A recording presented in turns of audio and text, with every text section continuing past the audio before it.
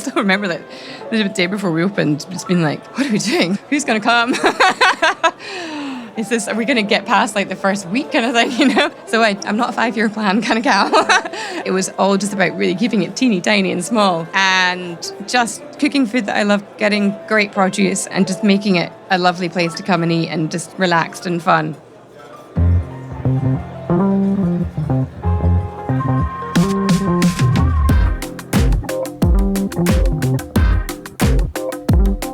I'm Kevin Rivers, and my friend Carlos Miranda and I are two American expats who spend their days either eating or waiting to eat in our adopted home of Edinburgh.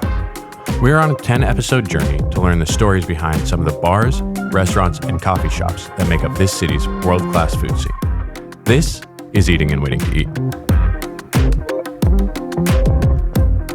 This week's episode got me wondering, how did you get into food? I grew up in a household where food was centered to everything. Both of my parents were amazing cooks. My dad was a truly world-class barbecuer. He had many, many different types of barbecues in our back garden. He had a pit, which he had shipped from Miami, which is called a caja china, which translates from Spanish to a Chinese box. Why? I don't know. But it's just a box that you take an entire pig and you put it in this box. Then you close the box. You then put the box in a hole in the ground. And on top of the box, you put all the coals. And then that, over many hours, cooks the pig. That's awesome. So I grew up with a friend who was a vegetarian unless he was at my house. And then he would eat anything my dad was barbecuing. You know, my brother was a chef. So like we grew up in a house where food is not just important, but it was like central to our identity. So how'd your brother decide I'm going to devote my life to cooking? That's an excellent question. And one that I wish we could ask him. He passed away when he was 27 and he was an amazing chef. You know, he was a little bit directionless. He never wanted to go to university. His fallback when he was 18 or 19 was just like, go to culinary school. And he excelled at it. So much so that one of his instructors took him with him to a restaurant in New York. He then went on to a barbecue place in Brooklyn called the Michelin-starred. And then one of the chefs there went to open up a place called Tokyo Record Bar in the West Village in New York, which is a small place, no menu, but there's a DJ playing records. And my brother was the chef with him, and it was just them in the kitchen, and he just loved it. Did he have ambitions of opening his own place? 100%. 100%. There were so many things that when we go to a restaurant, we don't think about that it is a business at the end of the day. And they have all the issues that any small business has, which a lot of our guests talk about. He realized really early on that he was an amazing cook,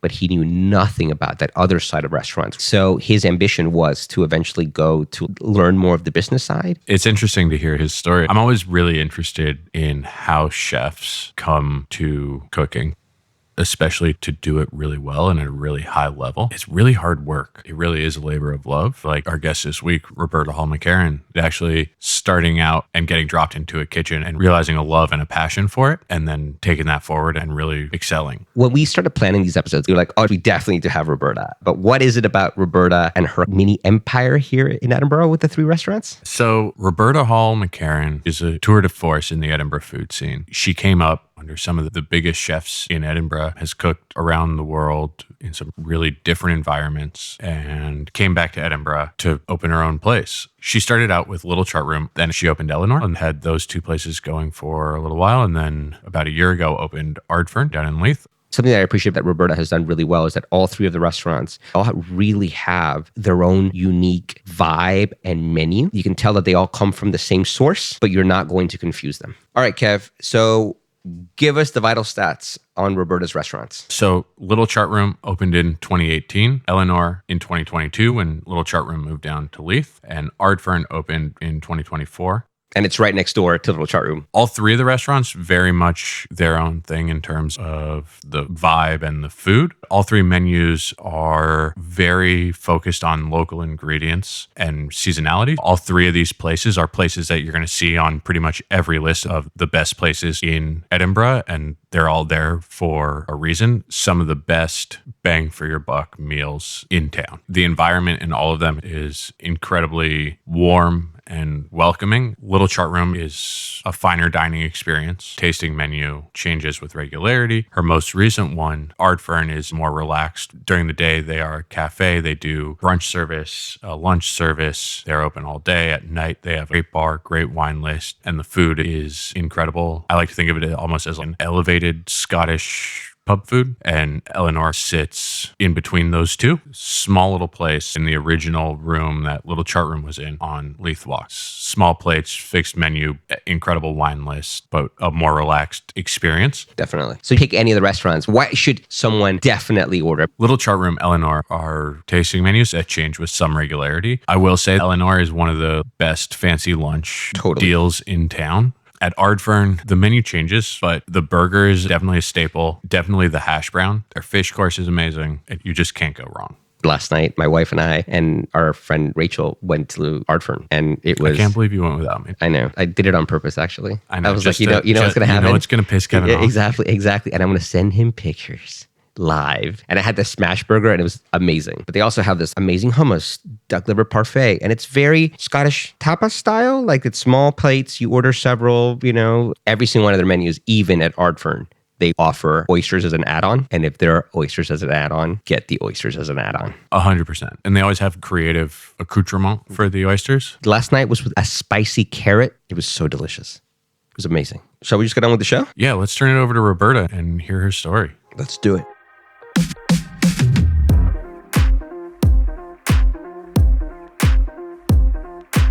So we're going to start with a really, really hard question. Cool. Really wanted to get the hard ones out of the way. Hard one out of the way. Let you know that we're serious to start. We wanted to know, what is your favorite fast food? I'd be worried there. Oh, do you know what? I get bored with food, so it changes. Okay. So I would say, what's my favorite fast food right now? If you've had one too many glasses of wine and you wake it's up the gonna be next McDonald's, morning, so. it's going to be McDonald's. 100%. And what's your go-to McDonald's order? 1 double cheeseburger, 6 chicken nuggets, Yes. either an Irn-Bru or a milkshake, and a medium fries.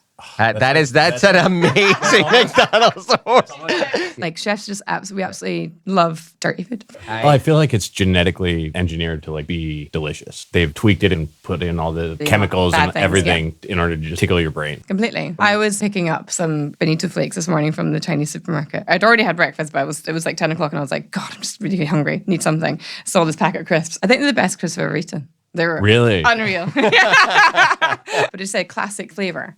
And I was like, I bet that's like MSG. Oh, I literally, next to my hub, I have my pepper grinder, my salt pig, and then a thing of MSG. Yeah. MSG is my secret spice to Gonna add this in. Yeah, give it a little bit more body and no one will be the wiser. So what are you working on these days that has you excited? Ooh, that's a harder question. We can go back and talk about fast food. That's fine. Well, I am continuing to do different bits and bobs throughout the UK and whatnot and further afield. It allows me to go away and do different things, and therefore it allows me to take some of the team away. There are things going on, we can take them as well, and that's really interesting and good fun. Oh, that's really cool. For them as well. Yeah. A few weekends ago, we did a barbecue festival in Glasgow called Meatopia, which originated actually in America, I don't know when, and then it got brought over to London, and it's been in London for 10 years or something. Right. I've done it in London 3 times, and they've been trying to bring it up to Scotland for the last couple of years and finally managed to do that. And it was great. All 3 restaurants did a day because it was over 3 days, and we took different people each day. It's just loads of meat, very smoky. My eyes were steaming. Yeah. But it was so much fun. So yeah, I love doing all these different events to be able to take the team to go and see different things. Yeah. And there is that beauty now of where the world is with collaborations and how much more open people are to inviting you into their kitchen and showing you what they're doing and the setup behind the scenes. Yeah. And it's so nice because you make connections, you make friends, and you learn. It's almost like doing a stage. And also you are extending your guest base as well. That's awesome. So yeah, so no, continue to do that. Very cool. I know that your origin story is in your cookbook. It's online everywhere. And so listeners can go hear more of it in depth. But just to give a little bit of background and context, I'd love to hear the abridged version of how you started cooking and got to where you are today. It's funny, I was speaking to people about this recently and they were like, did you always want to be a chef? And I was like, yeah, I did actually. And it's quite rare for you to hear that because so many people fell into it or started a university degree and hated it and then started cooking and then fell in love with that. But I've always just loved food. I used to cook a lot at home, make a hideous mess in the kitchen, which drove my mum insane. And I remember in 5th year at school, which is when you're 16, you got the opportunity to go and do a week's work experience. And I remember speaking to my parents and said, what do you think I should do? I'm not really sure. And they're like, well, you love cooking, so why don't we write to some restaurants and see if they come back? And I think we wrote to about 5 or 6. And one came back, and it doesn't exist anymore. It was called the Tower Restaurant, which was in the museum. And I went and did 5 days there. And I think I was the only person in my class who came back and was like, oh my God, I just had the best week ever. I just loved the hustle and bustle, loved just being able to create things with your hands all day. That's what I love to do. It just felt right, felt like home. And then I started working part-time with them whilst I finished school. Then once I finished school, again, I was like, I don't know what journey to take now. So whilst I was still figuring it out, I went full-time there for a year, which was really, really good. It was quite a lot. In many ways, they were very forward-thinking with their working environment because you did 3 days on, 3 days off. So you only did a 4-day working week. And also it moved around. So you would suddenly find yourself with a whole weekend off. This is 24 years ago. It's actually almost leading me into false expectations of actually what this industry was like. Completely. Because I think after that job, I never had that for a long time again. But I learned a lot in that job. And then I was like, okay, I'm 19. I want to be a student and have a bit of fun for a while. So I went to college in Glasgow to learn how to do professional cookery. And I worked a lot. I had a part-time job, but I worked more or less every day. Always felt that I definitely learned more in just jobs. The learning is much more repetitive, but in a really, really good way. Whereas in college, you might just do it once or twice. And I'm definitely somebody that needs to do things a few times to really nail it down. But I also think college is great for some fun folk as well. Like, I think it's really important. That's great. So like in a lot of ways, your rise is almost so classic that no one ever does it. I feel like you really worked your way up from the bottom and just working up and up and up. But while doing that, you had some really interesting experience, like working in Dubai, working in pubs, working in hospitality. So you have this very classic climb the ladder, but also this very wide range of experience. Yes. Yeah, no, totally. And so I'm curious, from those experiences, what are some of the ideas or concepts that you bring into what you do now? Dubai was interesting because it was just so different to anything I'd ever experienced. I was 21, I didn't have any responsibilities. Yeah. My parents had been out to Abu Dhabi the year before and they'd gone to the Burj Al Arab where I ended up working. And they got a tour and they came back and they like showed me this. I was like, oh, this place looks insane. And then it just was so weird that a year later I got the opportunity to go and work there and I sort of felt like that was a bit of fate. So I'll go. And 4 weeks later, I got my visa and found myself on a plane to Dubai. It was such a big hotel. I had a really fantastic chef when I first started there. It was amazingly good fun. I still think about some of the dishes that he did, so like the flavor combinations. Like a lot of the dishes really, really stuck with me. And I've done them interpretations of them. And that aspect of that has come with me.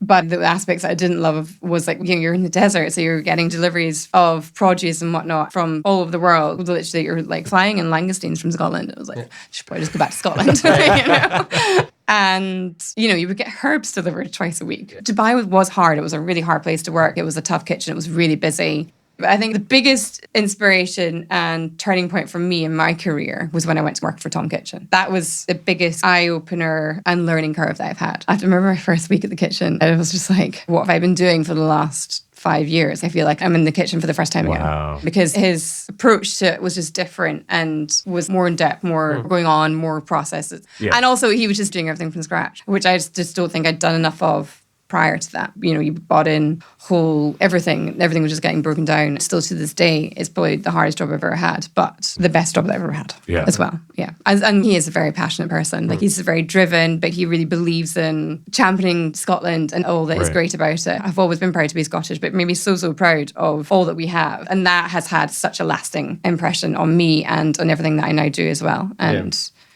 trying to very much champion what we have here. Yeah. So at this point, you've got 3 critically acclaimed Michelin awarded restaurants, a cookbook, reality TV cooking success. You know, in the grand scheme of life, you're still pretty early in your professional career. Was this scale of success always what you envisioned, wanted? No, I honestly didn't really know. I still remember that the day before we opened, just being like, what are we doing? Who's going to come?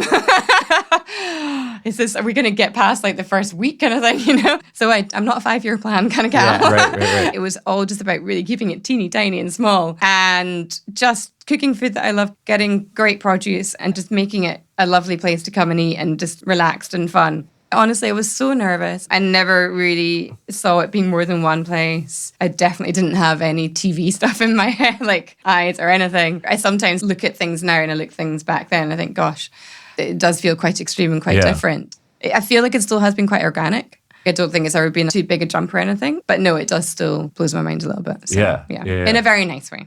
In a very, very nice way. Yeah. I often get asked, like, how do you run 3 restaurants? Yeah.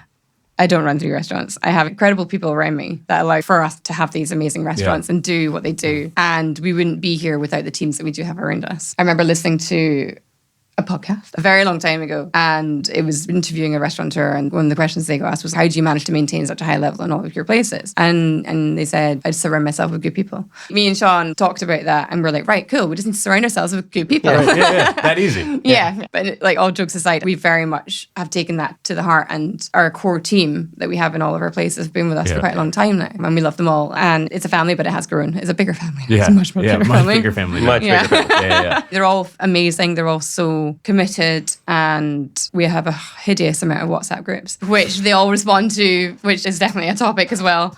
I read loads of things online of like, should you be reaching out to people on their days off and stuff? And it's like, we always try not to, but there are those occasions when you really do need to know the answer to this. Talk to us about the evolution then. Like, so Chartroom was in like 2018. Yeah. When did it kind of evolve? I met Sean in Castle Terrace. We'd kind of gotten together and started to talk about things a wee bit. We thought, do you know what, maybe we could do our own thing. You're in the front of house, I'm back. It kind of works. When we first opened up the Chartroom, we felt that there was a little bit of a gap in the market for that more casual kind of neighborhood bistro, which is what the Chartroom was when it opened. Yeah. Very much was super stripped back. It was in the Eleanor space. It was me, Sean, and one other person. It was the smallest team ever. When we found the Chartroom the first time around, we looked at quite a few sites before we opened, and it was like buying a house. Like, you just know, you look around and when you finally like step into the right place, you're like, this is it. And it was the same when we bought on the space on Boddington Road. We went in, it was like, this is what the Little Chartroom needs to move into. Because it was growing and it was doing very well, but it is a very, very small space. And we sort of just felt like, oh, we could do with a slightly bigger site that would allow us to do different things and just be a bit more flexible with the menu. And so therefore, that kind of got the ball rolling, and we decided to move the Chartroom down. And then during the pandemic, we set up a food truck in Portobello Pro. And do you know what? Like, the food truck worked really, really well during the pandemic when restaurants were closed. And it was doing a lot like more casual food. Not that casual for a food truck, but more casual than what Eleanor. Yeah. But as soon as restaurants opened again, everything just died down because it was just doing that slightly elevated kind of fast food, kind of not even fast food, street food. And we were just maybe a few pounds too expensive compared to all the businesses around us as well. And business just completely died down. So we decided we don't want to change what we're doing because we've taken it to this level. We don't want to strip things back. So we had a 1-year break clause in our lease. So we said, we're going to pull out now. And that's when everything started to happen with the move as well. And then knew that we still had the lease on Leith Walk. Right. And that would be perfect for the food truck. And then Eleanor was born. And it wasn't the food truck. I think they finished up at in mid-September or the end of September. And we closed the Chartroom at the start of September, moved into the new site and opened a week later, which in my head was like, it's fine, we're just moving the restaurant. Yeah, how hard could it be? Yeah. It was like opening up a restaurant. It was so stressful. Who could have guessed it? Yeah. And while you're doing that, you open another restaurant. And then we opened another one, We did do that 2 months later, but oh my God. And I'd also just found out that I was pregnant. I was sort of going, oh God. How am I going to do that? So it was a lot of things to wrap my head around with growing the restaurants and having a wee girl and whatnot. Your life just never goes back to how it was before. It very much changes. But it was great because now I look at the restaurants in a different way. My role in the restaurants has kind of changed quite a lot over the years. It really allowed me to take a step back. But not saying that it's not been hard to have to take that step away. So now I'm more like the development chef. Oh, okay. I'll go in and kind of give a hand if we're ever kind of short and if the restaurants, I'll go in and obviously do service and whatnot. But mainly I'm going in and working on dishes. So if you're thinking of yourself now much more as like a development chef, and you have these 3 wonderful restaurants, and there is a little bit of overlap, but they're distinct restaurants. How do you decide, I'm going to make this for Eleanor? Talk us through that process a little bit, because do you start with the restaurant in mind, or is it more like about the dish and then where to place it? So I actually don't write the menu for Eleanor. Oh, really? Yeah. Oh, interesting. The team that I've got there, Hamish, who leads the team, he's been with us for, I think, 6 years now. He was with us before the pandemic, and he completely took lead on the food truck. When we were kind of moving out of the pandemic and stuff, we were like, right, this is a cool concept. Let's put this into a restaurant. And then when we started moving restaurants around and whatnot, Hamish went in and ran Eleanor. It has very much morphed into something quite a bit different to what we were doing. But he's always had a clear idea of what we were wanting. In the early days, he would bring menu ideas to me, to Sean as well, because we have a very connected vision of what we see the restaurants as being. And now he's just so much in that stride and knows exactly what works, what fits what makes Eleanore. So yeah, people are often a little bit surprised, but it makes my life easier. Yeah, I can imagine. But also it's really just nice for him to be able to have that freedom. And I trust him. I don't know how many people get that opportunity working for somebody else and having complete full reign to do what they want. Yeah, it just seems to work. And the team that are there have been there for a really long time. They all really respect him, love working with him. And it's very nice not having to worry about it. So with regards to Ardfern and Chartroom, I don't write the menu solely. I have an exec chef who overlooks Ardfern and Chartroom, and then I've got a head chef in each place. Right. And then they've got sous chefs in each place as well. And so that's very collective. We have a whiteboard actually for the Chartroom because the menu's tiny. It's just like the 9 dishes on it, and that's been the same since day one. So we just write down what foods are coming into season, so we're not forgetting about them. Right. And then like every starter is meat, fish, veggie. Main course is meat, fish, veggie, and the dessert. We always have a chocolate dessert, or we always have a fruit dessert, and then we do our cheese plate as opposed to the cheese selection. And so each of them has a wee column, and we'll write in one component and then try and build it from there. And it is just about looking at what's coming in, making a dish work around that. We get contacted from different suppliers. I had a lamb guy contact me about 2 months ago saying I've got these stunning Dorset lambs, like pedigree lambs that are being born bred, etc. in the Clyde Valley. They're stunning. Do you want them? And I was like, yeah, okay, like let's do it. Like, why not? So we put a dish idea together beforehand, got them in, and then put everything together and then changed the menu. And then Ardfern is just so different to the Chartroom anyway. Yeah. It's super relaxed, fun. The food just needs to be a little bit naughty. The one thing that we said when we opened it was, we want to make sure that if we're getting something into the Chartroom, then if there's a cut that we could take from that and use it in Ardfern, then great. So we had a duck dish on, and we were getting the whole ducks in, we were getting the breasts obviously, and the legs, we're getting confit down, we're making a mix, making it into a little pastilla. But we had loads of it, way more than what we use in the Chartroom. So we have put it through to Ardfern, and we've made spring rolls out of it. You know, like why not? You know, something, a slightly different pastry and with a slightly different garnish. And it's just like a little snack. Like another example is the lambs that we have just gotten in. The shoulder mix is getting minced down to make haggis for Ardfern because we do that for the breakfast. Right. So all these little things, all the produce is still Scottish, but it's getting used in very different ways. And I think, there's such a clear divide between what we do at the Chartroom and what we do in Ardfern, that they're quite easy to make different. But then there's also things that can come from there that still do work, but you just do it in a slightly with a twist. Do you miss being in the kitchen every day? Yeah, I do. Yeah. I'm not going to say that I don't. I definitely do. I miss running the kitchen solely myself, because now I have to have lots of different people in it. And I love that I'm able to have a life that I have now where I get to spend a lot of time with my daughter, and I still get to spend a lot of time in the restaurant as well. Right. Yeah, but no, I definitely do miss that. But I equally love being a mum, and I love having all the joys that you get from crazy 3-year-olds.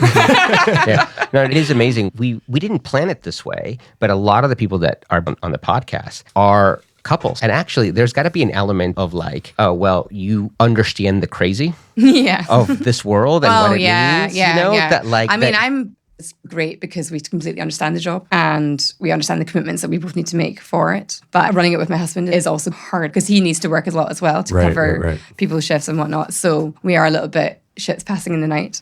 Even though there are sacrifices and whatnot, we both come from the same place, and I think it does make it easier. So that's good. But that's great. Like, I'm fascinated by couples that make it work that have completely separate jobs. A lot of the team, their partners have got nothing to do with hospitality, and I'm just like, how do you guys make it work? But then generally they work 4 days a week. They're doing about 50 hours. You know, it's not the same kind of 70 to 80 hours where you literally didn't see your partner, or if you did, you were exhausted. I mean, I feel like opening your first one and then the second one, the third one, it's a lot of bets on yourself. It sounds like early on there was some worry, but it's a certain amount of confidence to be able to keep saying, like, I can do this. Honestly, like, still have the exact same worries every single time we do it. We were really nervous when we did move the restaurant because the Chartroom was that little space. And very much neighborhood bistro style. And so many of the guests loved the teeny tininess of it and that really relaxed vibe that it had. And we had guests saying to us, we were worried about when you were moving because we wondered if you still managed to maintain that and keep that, because it is a bigger room.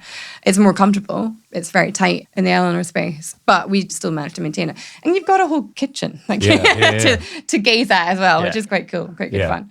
But we were even more nervous when we opened up Ardfern because it does so many different things. When we first opened up the Chartroom, we did brunch on Sunday, and it had been really, really popular, but it wasn't bringing in enough money. And it just didn't work for what we were doing for the rest of the week and how we had the balance of the restaurant. So we did stop it. And so therefore, when we were having the chat about what to do with Ardfern, we knew we wanted to do breakfast. The world was changing. People still want to go out, but they don't have as much money to spend. We wanted to very much do somewhere that had a much lower spend per head, that was super accessible, but knew that we needed to take it into the evening to make it a viable restaurant as well. Right. Hence why it's open from 9 o'clock in the morning until 11 o'clock at night. And it's been really, really well received. I think the breakfast offering is great. And what we then move into in the evening, you still get little bits of what's on the brunch menu, but there's a few new dishes as well. The menu changes all the time. The roast is going really well on the Sunday. Yeah, I've heard great things about the roast. I've been on a mission to find the best Sunday roast in town, and so I need to get there because I feel like it's going to be a Why haven't we gone to the Sunday roast there? I don't know. I feel like that's It's not the first time I've talked about it. I feel like you're not a Sunday roast guy. The thing is, like, I love breakfast food. Yeah, There's no breakfast food that I don't love. Yeah. But when I wake up, I don't want to eat. Like, I will gladly not eat till 12 o'clock. Like, not consume anything till 12. At least, except a lot of Don't coffee. ask too many follow-up Yeah. questions or he'll start talking about his intermittent fasting and nobody wants that. I would love to be able to do it, but I'm so rubbish at it. Wow. It's fine. I won't say Does anything. it count though if you are drinking copious amounts of coffee? Yeah. Okay. So black coffee. Black straight up coffee. espresso. Or like, can you... I think everybody can make up their own rules. Cool. Yeah. Like, I don't think there's a... But it's hard because I always have to taste food. Oh, yeah. No, true. But then by 12 o'clock, I'm like, all right, I'm ready. So it's not like See, I told you. breakfast food. I told you. Wow. Breakfast food is not I never eat it. All right. But I will mess up a 5-course lunch any day. Yeah, it's really interesting because I feel like across all 3 restaurants, they're so different in their offering, but in terms of the feeling and what's presented to you and the service you receive and just everything about it, it feels so clearly consistent. How do you sort of maintain that when you have restaurants that are so different? One thing that Sean and I say to anybody that's starting with us is that we want the team to know what they're serving and what they're selling and what they're doing and be proud and be confident in what they are delivering, but to treat everyone like they're coming around to your house and how you would treat your own like friends coming. Make people feel at ease, but very welcomed. Just that one line seems to get the message across. Sometimes you have to, remind them. Yeah, and like I definitely have friends who, even with that message, would not be good candidates for working at one of your restaurants. But not Carlos. I was going to say, he keeps looking at me like I was Carlos like, is a wonderful host. It'd be amazing. What are you talking Carlos about? is a wonderful host. So yeah, it's hard when you do get people into do trials because they spend quite a short amount of time with you. But you can generally get a bit of a gut feeling about people and you sort of know if they're going to be that person that's going to be able to be that lovely, friendly person that you want to be greeting. Yeah. I mean, I do feel like you have this little universe between the 3 restaurants, but there's different menus, there's different vibes, there's a very different feel. Like, I mean, there are common denominators. No matter which one you're eating at, you do feel like, I'm walking into Roberta's house and we're kind of hanging out, Yeah, and it just comes from, that's what we would like to experience when we go out for a meal. Yeah. And as much as things have changed over the years, that one thing is definitely the thing that's not changed. And we would still want to continue that. So That's awesome. great to hear that it is filtering through. We've heard a lot about what you've learned and what your successes. I'm really interested in what hasn't worked so well in your career. What's 1 or 2 of the failures that obviously you've learned from and you've moved on? But when you look back, what are some of the more small or big, but... Well, I feel like the food truck was a little bit like that because if we had looked at our long-term plan, we should have done it cheaper. We should have done not as much work involved in the food or something in a bun. So yeah, I feel like the food truck was a little bit of one where we maybe got that slightly wrong and we knew that we need to cut things now after a year. I think the guys were kind of happy to leave after the year as well because food truck is hard. Yeah. I completely take my hat off to anyone that does street food and stuff. And they were on the promenade and some days you were just getting absolutely weather beaten. So yeah. I feel like the food truck was a little bit of, we could have tweaked that a bit better and maybe earlier on and made things a bit different. Yeah. I will tell you that a very good friend of mine named Lee, who's a big friend of the show's, one of the only things that he looks fondly about the pandemic was your food truck. And he was a regular at your food truck and he knew that you were coming on the show today. And he's like, tell her that the food truck was the only highlight of the pandemic for me. So it may have been, It may have been things that you learned from, failures, but just somewhere out there, there are people who were like, oh my God, the food truck. Yeah, there was so many positives from the food truck. And it was interesting doing at-home meals as well because Sean was the driver. Yeah. He delivered everywhere. Oh my God. And we decided to do fairly broad. Oh, he spent hours in the car just driving food around. And there was so many people that we were delivering to that were like, oh, we've never been to your restaurant before. But it's very nice to hear. Yeah, I definitely don't view it as like it was a failure. I don't view it that, but we have had conversation where like we got this a wee bit wrong. Yeah. Other time. I mean, I'm probably just remembering all the goods and forgetting all the like amazing that you normally do it the other way around. That's what you have to do, right? Like that's how you. It's like childbirth again, right? If you remember how horrible it was, you don't do it again, right? I mean, I haven't done it again. One more question before we give you our series of wrap-up questions. You talked about how much the city has changed since you started. From your perspective, what are the big differences in terms of the food scene in the city and also just working in kitchens in the city? We love this city. Our families are here. And we know it. But then, it has changed a lot over the years. I think there's a lot more variety. You see that throughout the UK. Like, we've had a kind of explosion of different cultures of food at much better levels than what you've had before. But also just like all the street food stuff, like the much more casual. There's quite a lot of more food markets and stuff that you go to as well, where you can do different kinds of food, but you can all eat together. So that's been a huge change. But also the bigger name places opening up, like up in the city centre, like your Dishoom's and your Hawksmoors. Yeah. And I mean, God, I love going to Dishoom for breakfast. I take it back. I do love the Dishoom breakfast. I take it back everything I've said. Because I think what they've done as well when they've come up to Scotland is that I remember actually that the owners of Hawksmoor reached out to us and asked us about suppliers to use because they're like, we want to use Scottish suppliers. We don't want to be this London company that comes up and gets everything brought up. Like, we want to be supporting local. And like, I love going to eat there. So no, it's like, that's been a big change. But I think even just in Leith, I remember when we looked at the site that Eleanor is in now on Leith Walk, and both our parents were just like, don't know, like, it's a bit dodgy. And then Sean's dad was down with Sean looking at the site, and then he was like, oh, actually, the footfall here is amazing. Actually, I think you guys have nailed this. This is going to be fantastic. And the footfall is fantastic. And, God, it's colourful. We see some really interesting things. Some really weird things happen, but it keeps it very real. But for having been there for 7 years, like the trams have been brought down, all those units down at the bottom on the left-hand side, you've got so many new independent businesses opening up in there. That was all meant to get knocked down, and then they petitioned against it, and they put in those wee units, and it's just so nice to see all these little independents opening up. So yeah, just like really, really huge difference in Leith Walk actually. And I don't think I would have opened up a business on Bonington Road 7 years ago, but the change in Leith, like down on Duke Street, that as well, like Nauticus, they opened up really close to when we opened up, or a year after it, I can't quite remember. And I remember thinking at the time, I was like, God, that's bold, but they are one of the busiest, most successful, because they really know what they're doing, and it's my favorite place to go and drink. But I think people are making these kind of bold moves into these different areas, and it's working. And it's fascinating to see. All that change has been really, really big. Like, there is things happening in the city centre, but there is that drive out of the city centre as well. The rent is cheaper. So. Do you feel like it's making it harder on places that are opening up? Like, you don't get as much of an opportunity to take your bumps and bruises? Edinburgh's a very it's a tourist destination. Yeah. If someone's like, oh, I'm going to head down to Leith today because it's got this, it's got this, it's got this, it's got this. Like, somebody will come down because there's a collection of good places to go to. Rising tide raises all ships, right? Absolutely, yeah. I'm never of the opinion, like, no, I don't want any competition, blah, blah, blah, because it's going to bring more people to the city. Yeah, so. Absolutely. I will say that we are talking to chefs from all over the city, but there happens to be a slight concentration of restaurants that you can actually walk on Leith Walk. Like, you can walk from Mirren to Eleanor. Yeah. You just, if you're looking into food, like, it's amazing. It's cool. I know everyone was against the trams for such a long time because they were so disruptive and it cost us so much money. But I really like it. I think it is connecting the city better. I think it looks really good. Like, it looks smart, it looks nice on Leith Walk. That's awesome. So some wrap-up questions. Okay. What's the hidden gem on any of your menus that you think not enough people order? I find, because our menu's so small, Yeah. actually we get fairly even.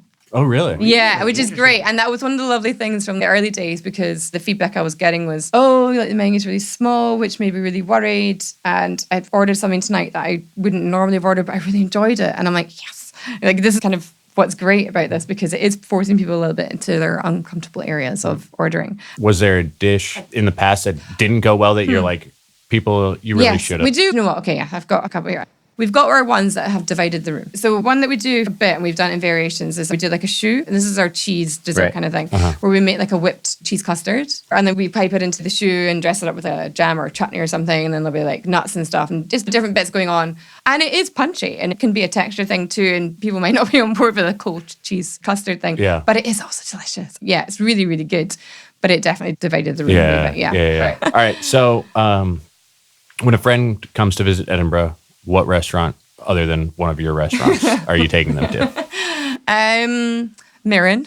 Right. Oh, I mean, can't done. Our little capo. No. That's mine also is Mirren. Several people have said Mirren. Yay. Which it's is just so good. It's just so good. It's and so it's good. like, it's just, oh my God, it's tasty. Like he really understands food and it's just amazing. Yeah. You said Little Capo is also a good one. All right. If you could be an expert on any other type of cuisine, what would it be? There's so many. You gotta choose one. I think, Japanese. Japanese. Okay. All right. Yeah. All right. Very I think cool. it's really broad and we use quite a lot of little bits and bobs now to season the food. Hence why I was in the Bonito supermarket. flakes. Yeah. We make dashi to brew a dish we have on the side. We're cooking the Barlotti beans in dashi because the flavor is just fantastic. Yeah. So yeah. Final question. Same final question everybody gets. Rice, bread, or pasta? You can only have one for the rest of your life. What are you choosing? Bread. Didn't even wait. Like you were ready with that one. No deliberation, no nothing. She knew it. Yeah. Bread. Yeah. Okay. Sucker Amazing. bread. Any kind of bread as well, right? Yeah. Any bread works. Oh, yeah. Bread. Yeah. Okay. Yeah. Fabulous. I can elaborate, but No, that's it. Bread. Mic drop on bread. Bread. We're done. Pasta and rice. not interested. Thank you Thank you so much. Yeah. It's been This has lovely. been so much fun. Oh, good. This is great. Me Yeah. too.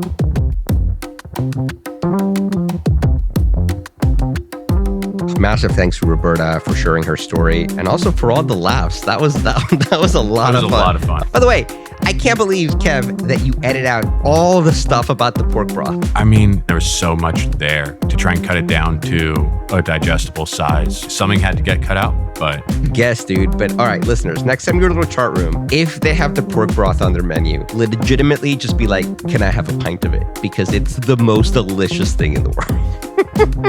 Something for the DVD extras, Kev. the Carlos cuts. Yeah, exactly. The So, extended editions. yeah, Like 3 hours. you can edit those ones yourself. Then listeners are not happening. All right, dude. What's our next culinary stop? The next culinary stop is Moot's General Store. Before Moot's, I don't think I ever heard you talk about a single sandwich in a favorable light. Okay, first and foremost, there's only a little bit of a truth in there. Yeah, and so I pulled you into Moot's, kicking and screaming, and I sat you down and I made you try Moot's. It was a life-changing experience. Thank you. Now there's a sandwich that Carlos actually wants to eat. Do you think they'll name a sandwich after me? No. Oh. You want to wait and think on that?